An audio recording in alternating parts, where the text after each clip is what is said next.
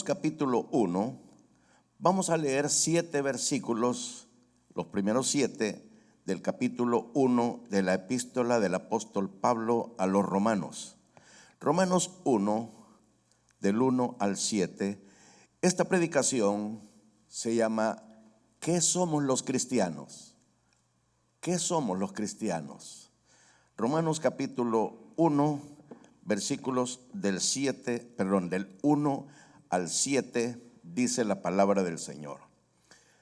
Pablo, siervo de Jesucristo, llamado a ser apóstol, apartado para el evangelio de Dios, que él había prometido antes por sus profetas en las santas escrituras, acerca de su Hijo, nuestro Señor Jesucristo, que era del linaje de David según la carne, que fue declarado Hijo de Dios con poder, según el Espíritu de santidad, por la resurrección de entre los muertos, y por quien recibimos la gracia y el apostolado para la obediencia a la fe en todas las naciones por amor de su nombre, entre las cuales estáis también vosotros, llamados a ser de Jesucristo, a todos los que estáis en Roma, amados de Dios, llamados a ser santos, gracia y paz a vosotros, de Dios nuestro Padre y del Señor Jesucristo. Padre celestial, te damos gracias, Señor, porque a partir de este momento renuncio, Señor, a todo protagonismo. Renuncio, Señor, a cualquier presunción. Renuncio, Señor, a querer ponerme antes que tú. Lo digo como aquel hombre, Juan el Bautista.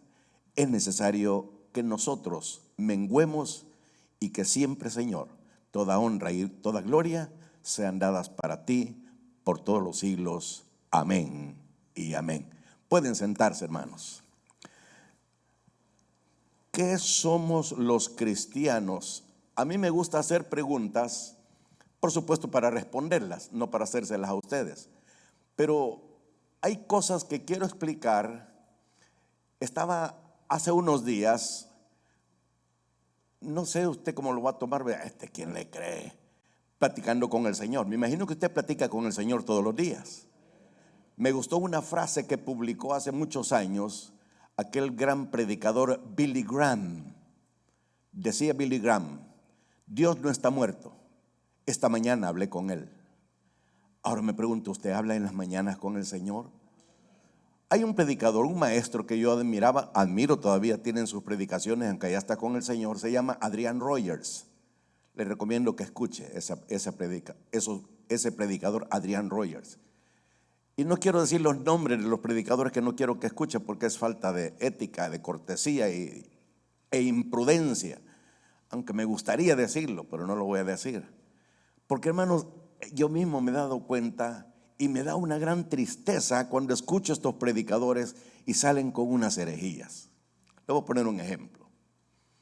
Estaba predicando uno de estos predicadores, que usted seguramente los ha escuchado más de alguna vez, y decía: usted ha escuchado que algunos pastores dicen, pídale al Señor que entre a su corazón. Eso es antibíblico. Hermano, eso no es antibíblico. Y dijo él, eso es falso.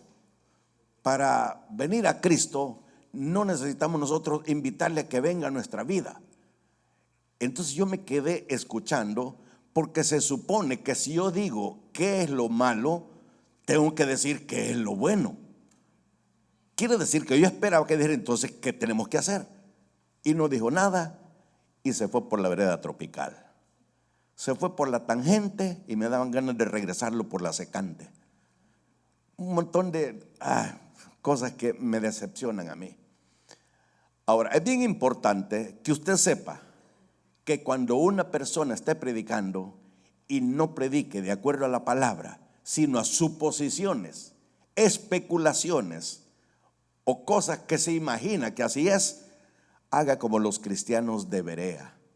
En el capítulo 17, lo lee después, no ahorita, del libro de los Hechos, nos habla de los bereanos, es decir, los habitantes de Berea, y dice la palabra del Señor de esta manera.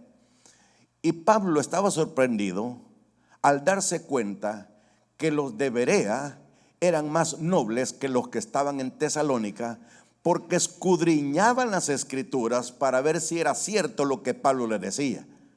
En otras palabras, los de Berea no eran como muchos cristianos hoy en día, y no me refiero a ustedes, a cualquier cristiano en cualquier iglesia. Cualquier cosa que un predicador diga, si le gustó lo que dijo, aunque no sea bíblico, amén. Yo tenía una ciudad vecina y había un predicador que yo no sé para qué lo escuchaba, pero la gente me decía, mira qué bonito predica. Y una vez sintonicé el radio, porque por la radio predicaba él, y escuché que estaba diciendo así: ustedes son unas cucarachas. ¿Y sabe qué decía la gente? Amén. Ustedes son unos gusanos. Hermano, dije yo, qué gente más dunda esta. Hermano, yo no voy a permitir que me digan así. Recuerdo que cuando yo llegaba a la iglesia, yo trataba de llegar temprano. Cuando yo estaba joven, hace un poco, como 10 años más o menos, antes de que ustedes aúllen, me adelanto.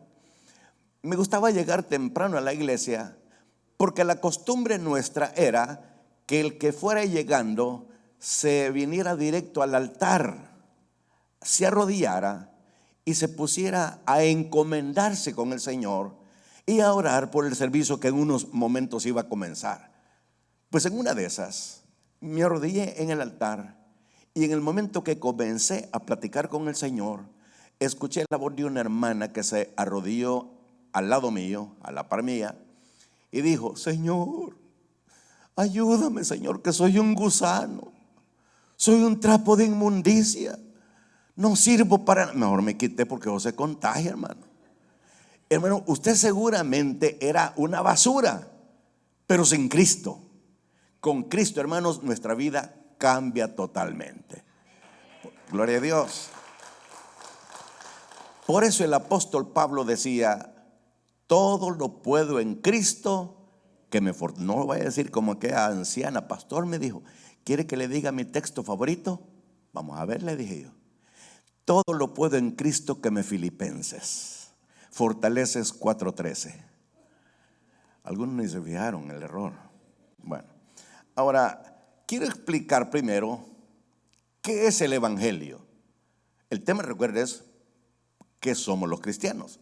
Pero quiero explicar qué es el evangelio. Les decía que estaba platicando con el Señor y le dije: Señor, yo quiero que me indiques qué debo y qué no debo decir para que no sea tropiezo, sino quiero ser bendición para los hermanos. Entonces me dijo: por si no te das cuenta, hay gente, no solamente aquí, en las iglesias, que lo más elemental no lo saben. Andan queriendo averiguar lo más grueso de la escatología bíblica. Andan tratando de averiguar con qué pegamento pegó el Señor las estrellas en el cielo. Andan queriendo averiguar de qué raza eran los 7 caballos de Apocalipsis. Andan averiguando un montón de cosas, y hay detalles bien sencillos que no lo saben. Por ejemplo, no voy a hacer la prueba hoy, no se preocupe. Si yo preguntara uno por uno: hermano, disculpe, ¿qué es el evangelio? Estoy seguro que muchos no tendrían una respuesta precisa. ¿Qué es el evangelio? Hermano, la palabra evangelio significa buenas noticias. ¿Qué significa evangelio? Buenas noticias. Y surge una pregunta lógica: ¿y cuáles son las buenas noticias? Recuerde que la palabra evangelio prácticamente se castellanizó. En griego se dice evangelión. Evangelión se castellanizó y nosotros decimos el evangelio, lo castellanizamos y usamos la misma palabra un poco modificada. Pero para nosotros, los que no hablamos griego, tenemos un evangelio que le llamamos el evangelio. Y por eso Pablo dijo: si alguno de nosotros o incluso un ángel del cielo viene y predicando un evangelio diferente, y aclara y dice: no que haya otro evangelio, pero algunos han pervertido el evangelio. Hablamos de un evangelio y entendemos qué es, pero un griego no entendía. Imagínense, un muchacho llega de la escuela y le dice a su papá: papá, te traigo un evangelio. El papá obviamente le iba a decir: hijo, ¿qué clase de evangelio me traes?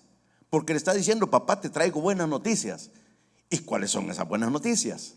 Para ellos hay mucho, para nosotros solamente hay una. El evangelio es las buenas noticias, que para dar esas buenas noticias tenemos que dar las malas noticias primero.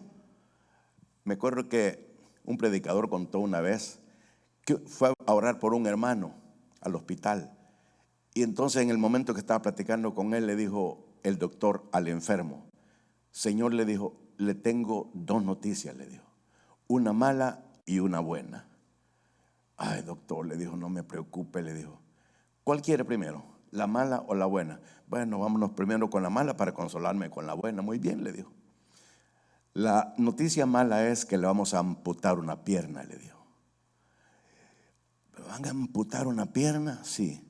Dígame la buena, doctor, le dijo, que el vecino suyo de la otra cama le va a comprar los zapatos que usted tiene, le dijo.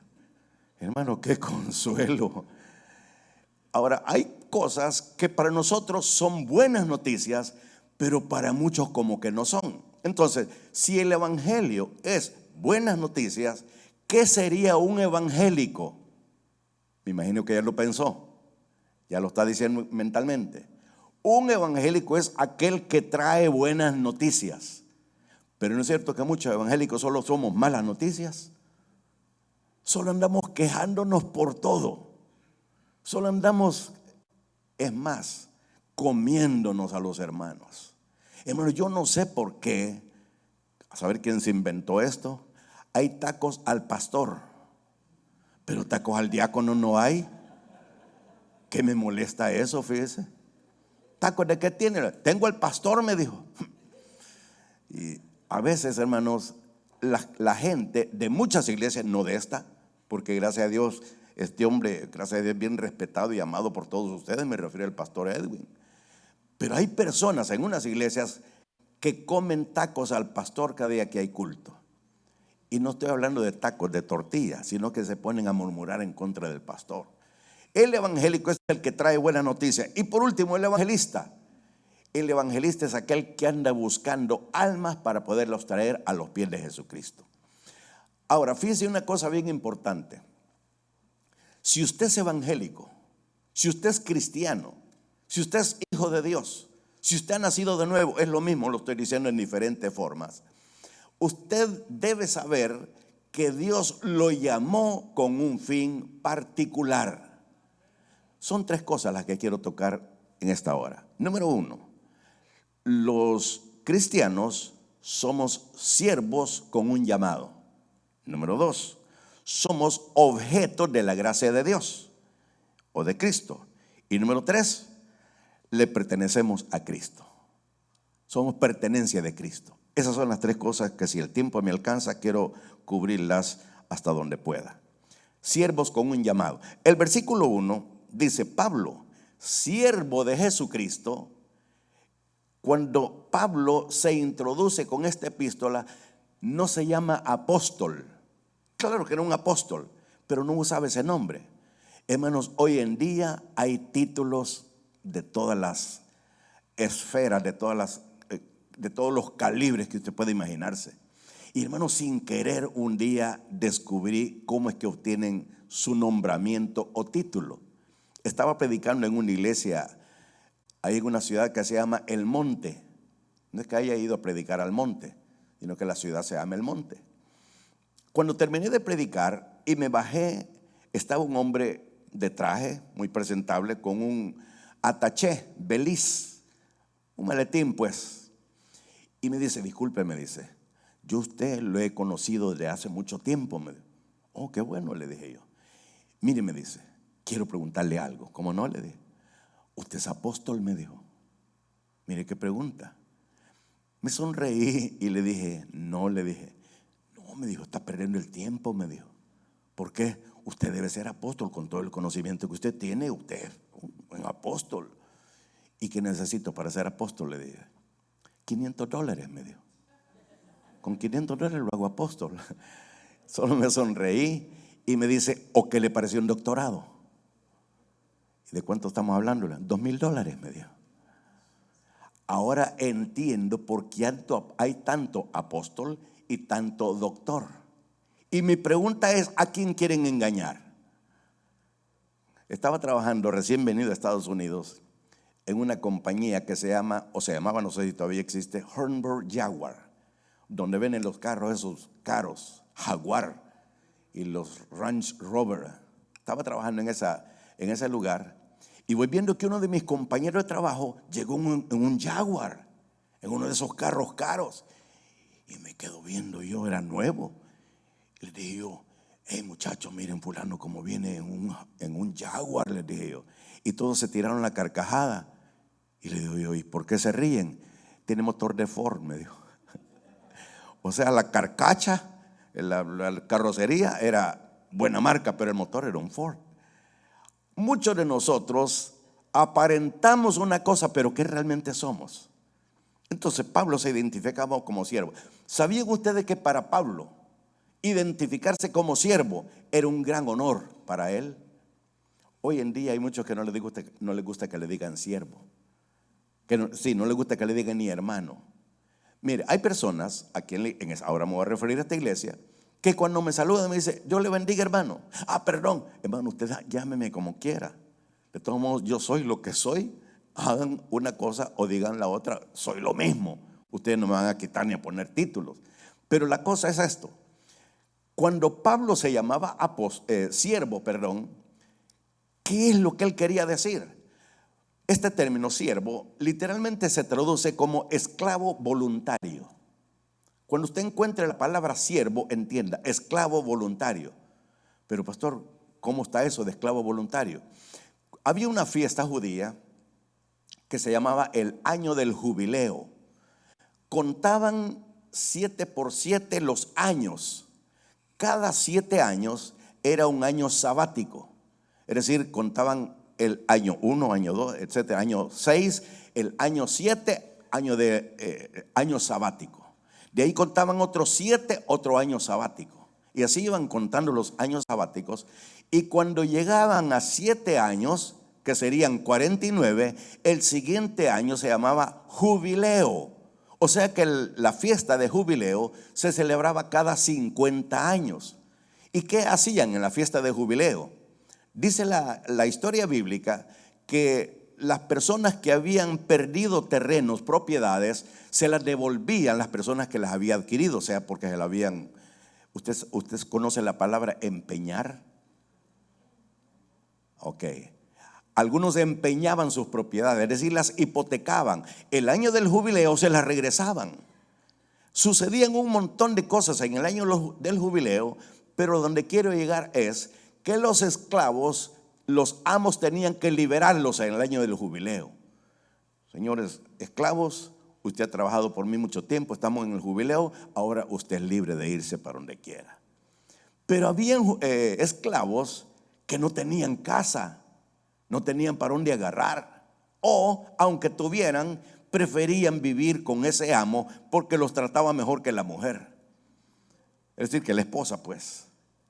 Porque hermano, yo no sé si usted se ha dado cuenta, hay mujeres que como tratan de mal al marido. Y mientras más bueno es el marido, más mal es la mujer. Como que hay mujeres masoquistas, no aquí, en otras iglesias.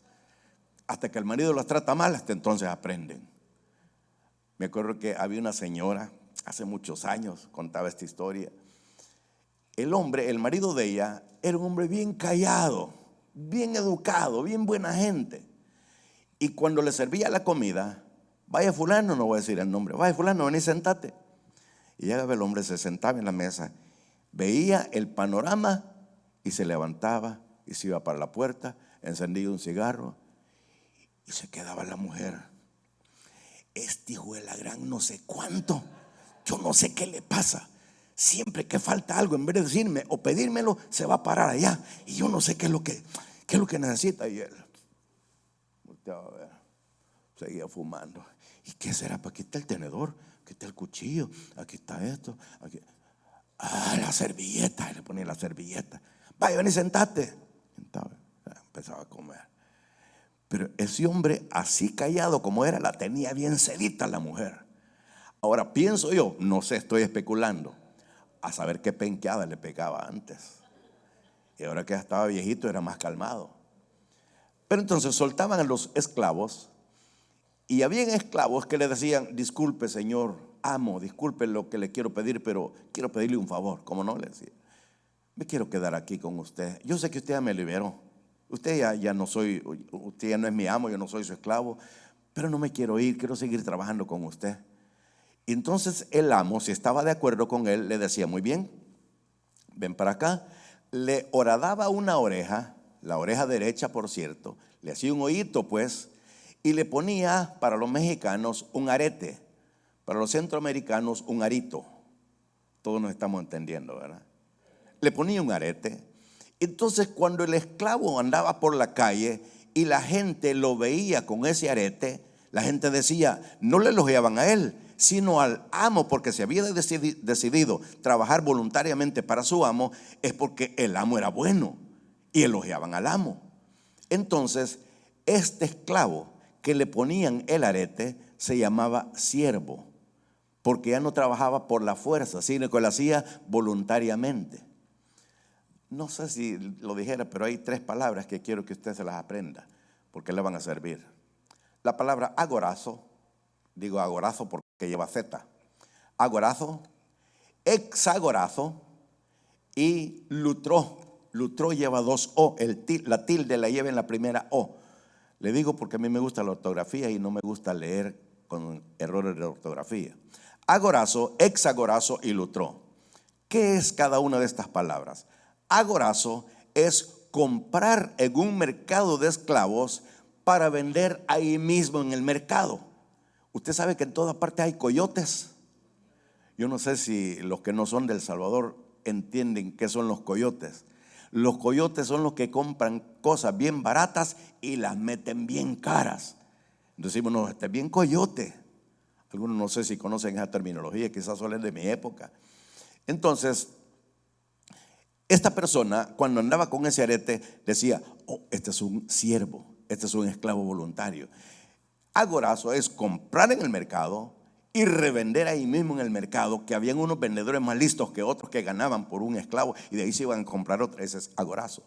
Pero hexagorazo es cuando compraban en el mercado, lo sacaban del mercado y lo iban a vender o lo agarraban para ellos mismos, para su uso. Ese era el hexagorazo. Pero la palabra lutro era comprar en el mercado de esclavos, comprar un esclavo y llevárselo, y lo ponían y le decían, eres libre, puedes irte para donde tú quieras. Te compré porque no me gusta ver esclavitud humana. Y entonces el hombre decía, pero ¿y este hombre qué raro? Era raro ver eso. Entonces cuando lo dejaba libre, el hombre decía, no, este hombre debe que es buena gente, y él decidía trabajar con él. Y si no, pues se iba.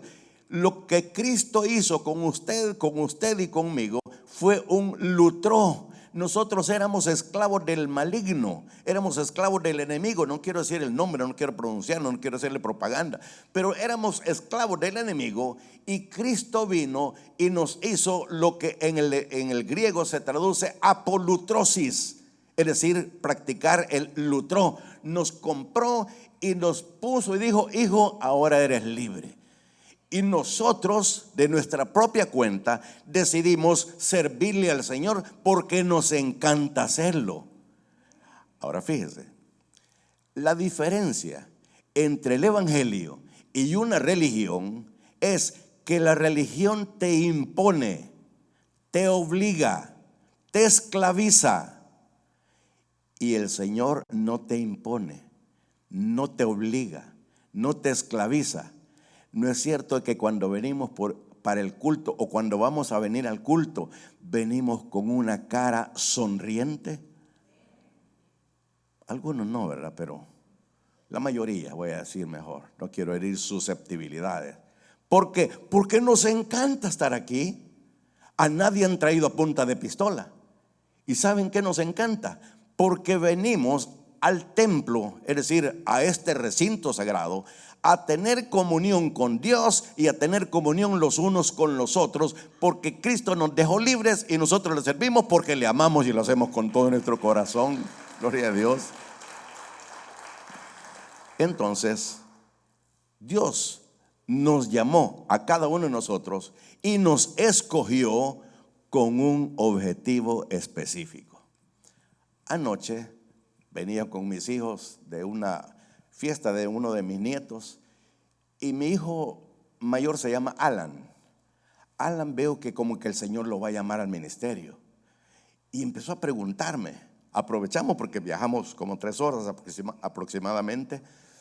Y me dice, papá me dijo, yo quiero hacer algunas preguntas. A mí me encanta que me empezó a hacer. Y empezamos a hablar, por lo que quizás haya amanecido un poco malo de la garganta, porque como por el ruido de la calle. Pero empezó a hacerme un montón de preguntas.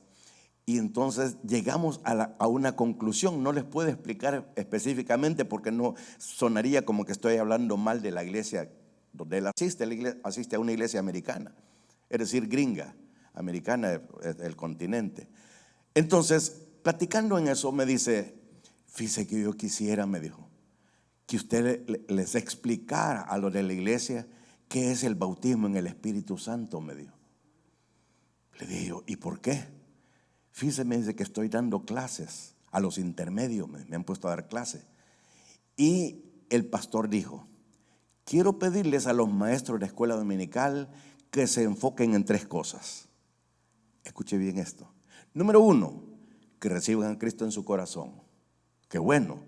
Número 2, que se bauticen. Y número 3, que reciban el bautismo en el Espíritu Santo. Y me quedé yo. Eso dijo. ¿Y qué dijo que es el bautismo en el Espíritu Santo? Le dije yo. Bueno, no me dijo, pero le pregunté a otros hermanos y me dijeron que el bautismo en el Espíritu Santo es hablar en lenguas. Ay, dije yo, qué decepción me dio. A lo que yo le vengo huyendo, ahí fue a caer mi hijo. Mis 2 hijos, porque juntos van. Entonces le dije, mira, te voy a pedir un favor. Si tenés valor, hacerlo, si no, no te sientas presionado. Decirle a tu pastor que si me puede recibir un día. ¿Para qué? Me dijo. Para explicarle qué es el bautismo en el Espíritu Santo. Yo no sé si voy a tener tiempo de explicar todo esto, pero voy a apartar un poco de tiempo para explicar qué es el bautismo en el Espíritu Santo. Ponga atención, por favor. Seguramente aquí hay personas que no nacieron bautistas, sino que nacieron en una iglesia. No quiero decir el nombre de la denominación, no quiero usar nombres, pero seguramente viene de una iglesia y esta terminología la conocen, porque yo la conozco. Yo estuve 31 años, es decir, toda mi vida fue en una iglesia de esa índole. Y fíjese que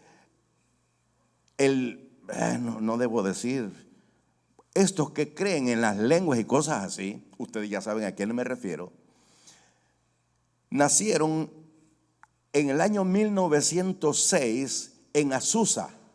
Ahí comenzó este movimiento.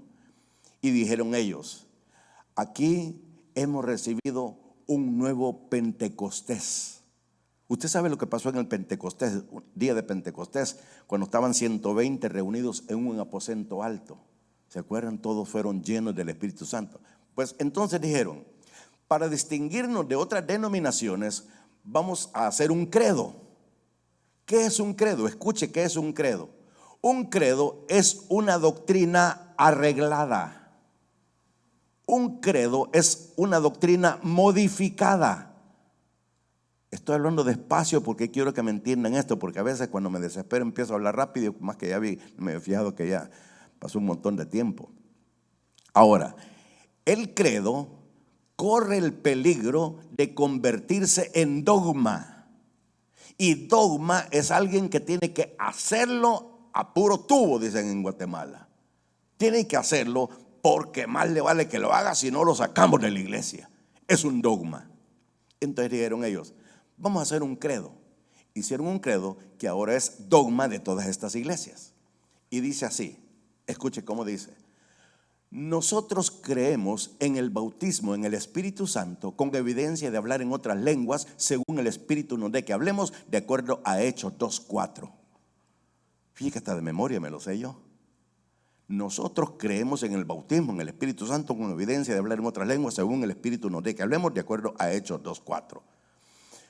Está bien que hayan hecho su credo, eso es lo que ahora es dogma. El problema es que como es una doctrina arreglada, si usted lee conmigo, por ejemplo, yo no sé por qué estoy metiéndome aquí, hombre, yo no quería meterme, pero ya lo hice, voy a tener que salir. Hermano, estaba predicando hace unos 3 años en El Salvador, en Santana, para los que son del Salvador, en un cantón que se llama Cantón Comecayo. Miren qué nombre, hermano. No sé si alguno conoce ese lugar. ¿Lo conoce, hermano Ernesto? Pues ahí estuve predicando. Un templón, hermano. Y el que me llevó me dijo, mire, me dijo, esta iglesia es de la que yo no quiero mencionar el nombre. Ok, le dije yo, no te preocupes, yo conozco todas esas cosas. Cuando me presentó al líder, el pastor general de ellos, me dice, mire, me dijo, el licenciado, el que me llevó, el licenciado ha dado buena referencia suya, me dijo. Así es que no nos vaya a quedar mal. Mira qué feo sentí. Entonces me dice, ¿ha traído material? Sí, le dije, ¿puedo verlo? Y le enseñé yo había llevado, porque cada día de la semana iba a predicar en diferentes lugares, más bien en seminarios en diferentes lugares, y llevaba 5 folletos para cada lugar. O sea, llevaba 25 folletos. Entonces, ¿cuántos trae? Me dijo. 5, le dije. No, hermano, me dijo, si son 170 pastores, me dijo. ¿Y ahora cómo hacemos? No trae un USB, me dijo. Nosotros no sabemos qué es USB. Un USB. Entonces, sí lo traje. Y mire, yo nunca lo ando llevando, pero le dije, aquí está. Le puedo sacar. ¿Cómo no? Le dice, manda a un muchacho a sacar copia. Venía con el remedio en papel a ver cómo hicieron. Y cuando empecé la conferencia, no sé por qué, como ahora, no sé por qué estoy diciendo esto también, me meto a hablar de las lenguas, hermano. Y yo estaba, hermano, yo no sé si a usted alguna vez le ha ocurrido para que me entienda lo que yo quiero transmitirle. Tito Campos decía, ¿y qué estás haciendo? Te estás metiendo en camisa de 11 varas. Algunos no sé si entienden esa terminología, pero ahí averigüen después porque yo no quiero perder mi idiosincrasia. Entonces, estás en la meta, en la mata de este asunto y te pones a hablar de las lenguas. Y el otro Tito Campos decía, Señor, si me metiste en esto, sácame victorioso espiritualmente hablando. Y seguí. Hermano, todos los pastores con los ojos bien pelados. Y yo seguía. Hermano, no sé si usted me cree, porque a veces me da pena contar cosas que te la pica de espiritual. Pues me la pico, pues vaya, está bien. Y en sustancia no podría decirle que es todo lo que dije, pero sí recuerdo de la conclusión. Hermano, le dije yo, a manera de conclusión, a donde quiero llegar es en esto. Ustedes pueda que hablen en lenguas, pero no tienen que hablar en lengua. Y se paran todos los pastores a aplaudir, hermanos. Hermano, yo me quedé yo bien llorón. Me emocioné de ver la reacción de ellos, que se me puso un gran nudo y ya no podía seguir predicando. Me quedé callado un rato, y en lo que me quedé callado le dije, Señor, gracias porque me sacaste triunfante. Ahora por eso quiero transmitírselo a ustedes también. Hechos capítulo 2, versículo 4. Fíjese, es el credo que ellos hicieron, que ahora es el dogma de todas las iglesias que siguen el mismo lineamiento. Dice Hechos 2:4. Y fueron todos llenos, escuche por favor la terminología, y fueron todos llenos del Espíritu Santo y comenzaron a hablar en otras lenguas según el Espíritu les daba que hablasen. Si es bíblico lo que ellos están diciendo. Pero ¿cuál es el tema aquí? ¿Bautismo o llenura? Llenura. Y todos fueron llenos del Espíritu Santo. No dice todos fueron bautizados en el Espíritu Santo, no dice así.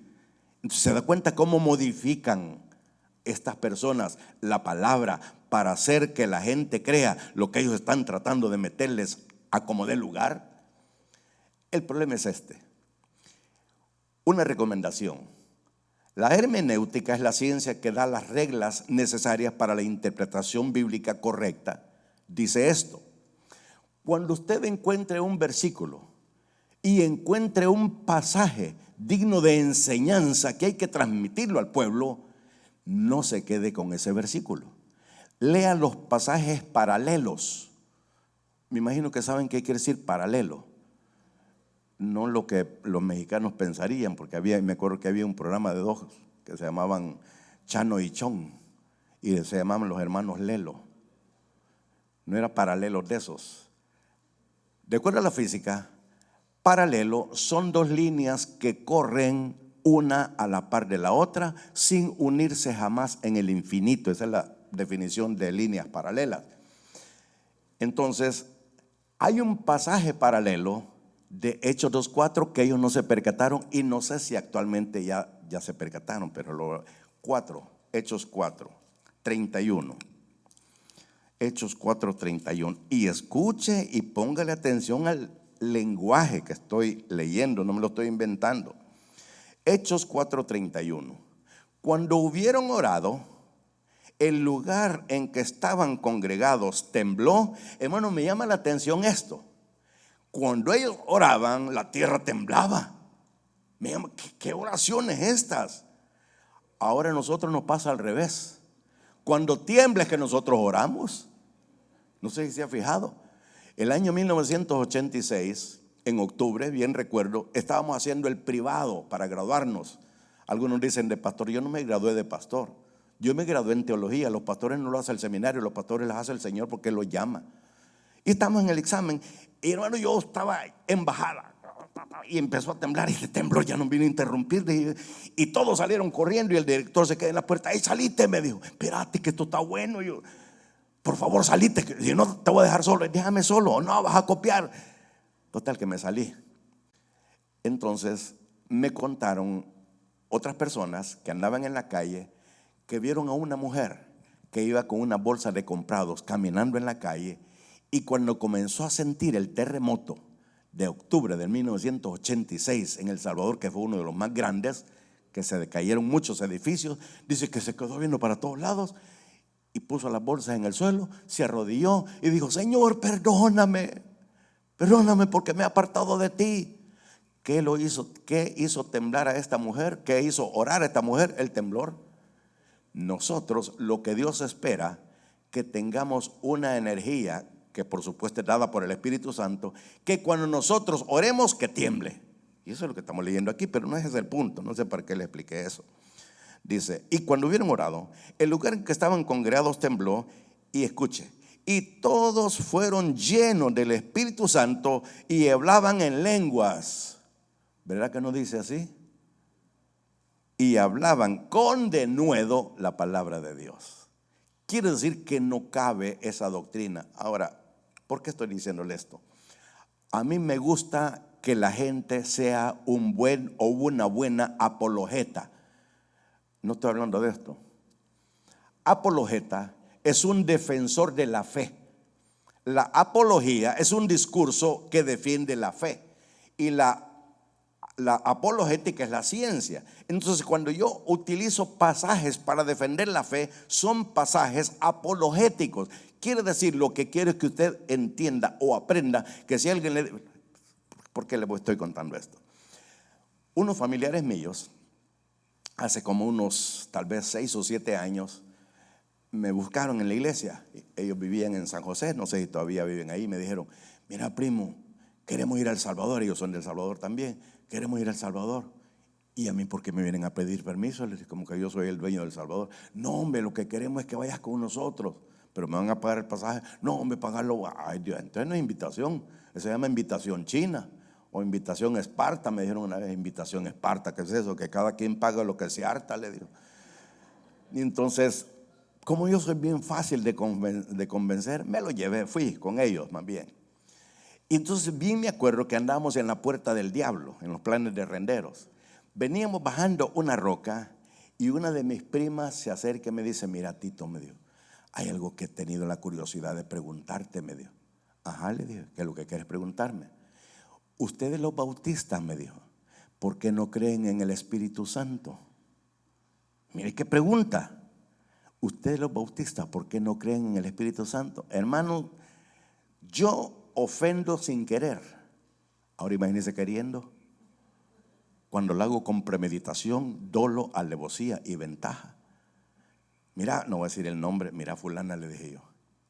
Por lo menos disimula tu ignorancia, hombre, le dije. Que no se note. Sé ignorante, te lo perdono. Pero ocultalo, le dije yo. ¿Por qué me decís eso? ¿Quién crees que perdonó mis pecados? ¿No fue Cristo a través del Espíritu Santo? ¿Quién es el que me da la vida? El Espíritu Santo. Por si no sabía, el Padre nuestro Creador, el Hijo nuestro Redentor y el Espíritu Santo nuestro Consolador. Claro que yo creo en el Espíritu Santo. Entonces, ¿por qué no hablan en lenguas? Me dijo. Miren, no está dónde esta pobre muchacha. Hermanos, le dije, venite para acá, y la senté y empecé. Y se puso a llorar. Vos sos bien grosero. No, soy sincero, le dije, soy claro. Y no te voy a andar con escondrijos ni que disculpa. No, yo esto. Yo no sé para qué te pregunté, ni yo tampoco sé para qué me preguntaste. Pero ojalá que entendas lo que te estoy enseñando para que también vayas y le digas a tus hermanos que dejen de andar hablando cosas que la Biblia no dice. Porque ellos dicen, escucha un diálogo entre dos hermanos de esta iglesia, una pareja, un matrimonio. Mi amor, le dice la esposa a él, y yo echándome el rollo. No era la plática conmigo, pero muchos de nosotros como nos encanta meternos en la plática ajena. Mi amor, le dice, ¿te acuerdas de fulano? Sí, le dijo, recibió el bautismo en el Espíritu Santo. Entiendan, quería decir, habló en lenguas, cosa que no es así. Si tengo tiempo les voy a explicar para sacarlo de este embrollo. Habló en lengua. ¿Y sabe qué le dijo al marido? Gracias a Dios, ahora sí estamos seguros de su salvación, le dijo. ¿Usted me está entendiendo cuál es mi preocupación? No me dicen amén, pero... Y es más, fíjese que en el libro que escribí del Espíritu Santo, ahí explico todo esto. Y estoy seguro que algunos ni lo han leído, fíjese. Es más, me atrevo a decir, algunos ni me lo han comprado, fíjese. Bueno, pero lo que quiero decirles es esto. Para el Espíritu Santo hay 4 palabras. 4 palabras relacionadas al ministerio del Espíritu Santo. Primera palabra, llenura. Segunda palabra, unción. Tercera palabra, bautismo. Y cuarta palabra, sello. Amén. No sé si las apuntaron porque después me voy a olvidar. Llenura, unción, bautismo, sello. Ahora voy a tratar de ser rápido porque ya se me acabó el tiempo. Yo era un chamaco y mi papá nos decía esto. Nos llevaba él de la mano para la iglesia, al templo, y decía, donde se sienten, no se muevan. Ahí tienen que terminar el culto. ¿Usted me está entendiendo?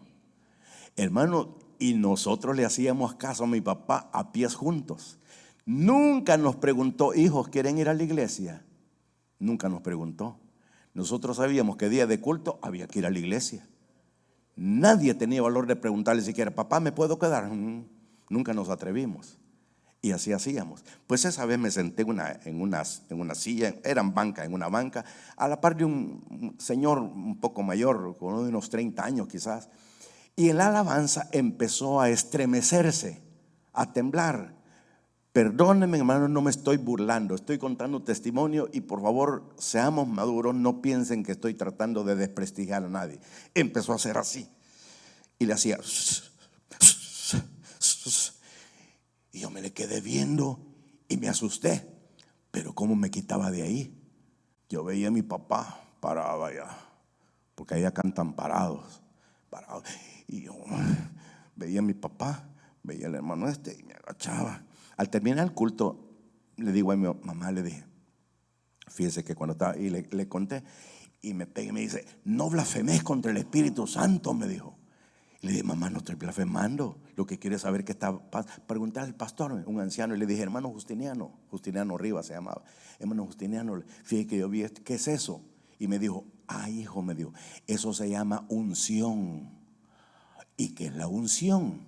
La unción es el preámbulo para el bautismo en el Espíritu Santo. ¿Y qué es el bautismo en el Espíritu Santo? Hablar en lenguas. Hermano, yo de ese culto salí contento que había aprendido 2 cosas, según yo. Pero me estaban enseñando al revés. Me enseñaron que unción es la tembladera y bautismo es el hablar en lenguas. Una vez en una campaña, ya con mis hermanos, ya habíamos formado el trío, y el predicador que habían invitado había puesto un envase de Coca-Cola. Entonces yo mis hermanos, miren ese envase de Coca-Cola, a ver si guaro tiene este predicador para estar echando el trago enfrente de toda la gente, bromeando. Cuando pasó el predicador y llegó al punto, dijo: hermano, dijo, ustedes se preguntarán por qué tengo este envase de Coca-Cola aquí, dijo, porque ahora voy a ilustrar cómo son muchos cristianos, dijo. Muchos cristianos son como este envase, dijo. Miren el sello, ¿qué dice aquí? Coca-Cola, que es lo más común.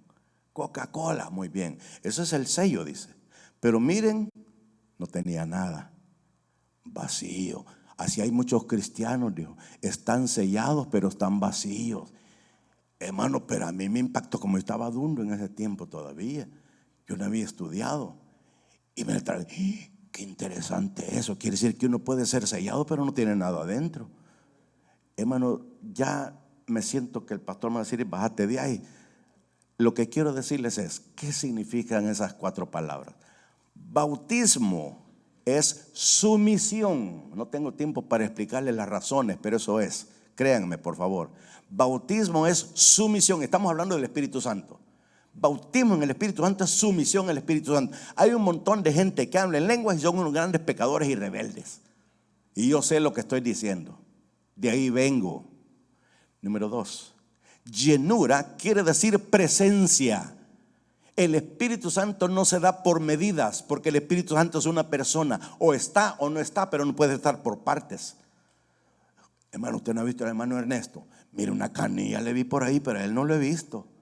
Hermano, si estaba la canilla, tiene que estar todo él, porque si no, ya no viviría.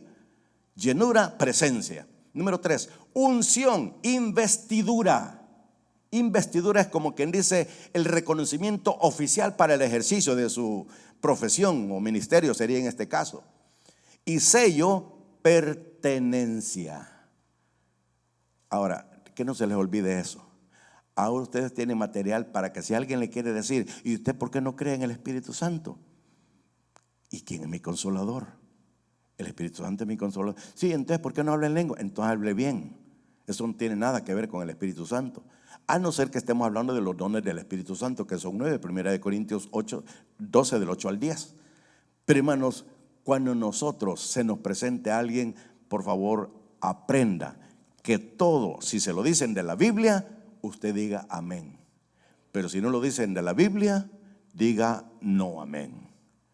Isaías 8:20 dice así: a la ley y al testimonio, si no dijeren conforme a esto, no les ha amanecido. Estas palabras me recuerdan a Martín Lutero. En la dieta de Worms, Martín Lutero enfrente y el montón de curas aquí.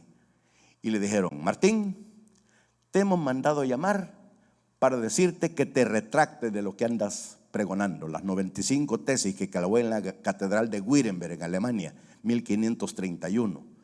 Queremos decirte que te retractes. Y Martín Lutero tenía una Biblia en sus manos y dijo estas palabras: si ustedes me convencen mediante la Biblia o la razón que estoy equivocado, con gusto me retracto. Caso contrario, mantengo mi posición y estoy listo para el debate para el cual me han convocado. No es que, mira Martín, si no te retractas de eso, te vamos a excomulgar y tu vida corre peligro. ¿Sabe qué le quisieron decir? Te vamos a echar y te vamos a matar. ¿Y sabe qué dijo Martín Lutero? Si he de dar mi vida con tal de que la palabra salga adelante, yo con gusto ofrendo mi vida, pero yo mantengo mi posición. Ahora, ¿usted mantendría una posición estando con una pistola enfrente? Nosotros deberíamos de amar tanto al Señor que deberíamos estar dispuestos, si es posible, a morir por la causa de Cristo, porque Él nos ha dado tanto y nosotros no le hemos dado nada. Démosle nuestra vida y pongamos nuestra vida al servicio del Señor sin ninguna condición. Démosle un aplauso al Señor. Bendito Padre Celestial, te damos gracias, Señor, por tu palabra.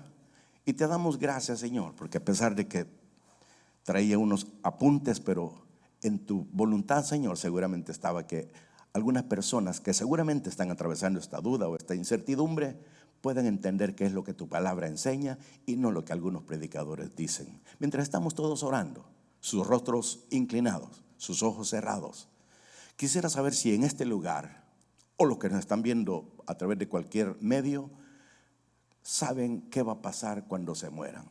Todos un día nos vamos a morir, pero la diferencia es dónde vamos a despertar. Unos en el cielo, otros en el infierno. La única forma de llegar al cielo no es por la iglesia, ni por la religión, ni por las obras. Solamente es a través de Jesucristo. Y si usted quiere estar seguro de que al morir irá al cielo, haga una profesión de fe. Es decir, ábrele su corazón a Cristo. Repita esta oración que yo voy a hacer, ya sea aquí o allá donde nos estén viendo. Dígale así: Señor Jesús, reconozco y admito que soy pecador. Te he ofendido consciente o inconscientemente. Pero ahora, Señor, me presento delante de ti arrepentido para suplicarte que perdones y borres todos mis pecados. Sé que eres Dios, que moriste en la cruz para salvarme del pecado, de la muerte y del infierno. Por eso, Señor, en este preciso momento, yo te abro mi corazón y te suplico que entres a morar en él. Por la fe, a partir de hoy, sé que soy salvo, sé que soy hijo de Dios y heredero del reino de los cielos.